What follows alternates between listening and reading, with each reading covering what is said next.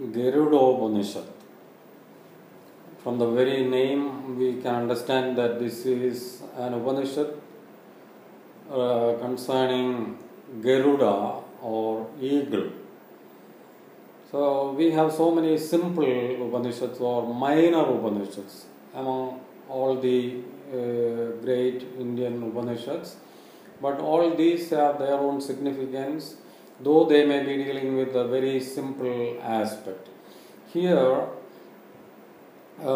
this deals with the Brahma Vidya related to, or Brahma Vidya or self-knowledge related to Garuda or eagle.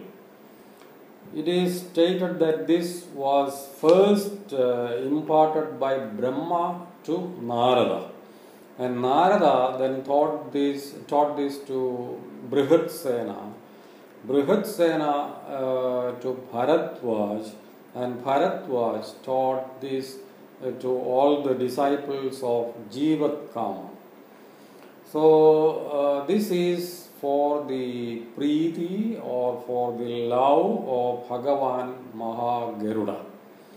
So several prayers related to this are given in these minor Upanishads, and we get it in all details, like so many important chantings. And it is said that if anyone recites all these prayers, he becomes free from all types of poisons.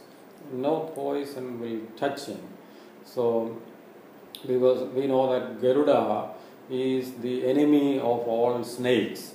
So, if one contemplates on these prayers, it is believed that he can be free from the effect of all kinds of poisons. And towards the end, we get an idea that one who recites these prayers or contemplates on Garuda Brahma Vidya on the new moon day, that is the Amavasi day, he will never be touched by a snake. And those who impart knowledge related to this, they also have some blessings. They inherit some grace or some benefits because of teaching these prayers. And one who teaches this to 8 Brahmins, he will be able to destroy the effect of poison with the blade of a grass. And if anyone teaches this to 100 Brahmins, he can dismantle poison with his eyes.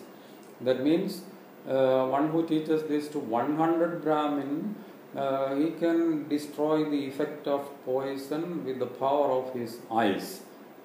And if anyone is able to teach this Vidya or knowledge to 1000 Brahmins, he will be able to eradicate all effects of poison just by his mere thought or by his thinking process. He thinks about it and the effect of poison vanishes. So this is a very simple Upanishad which is related to Garuda.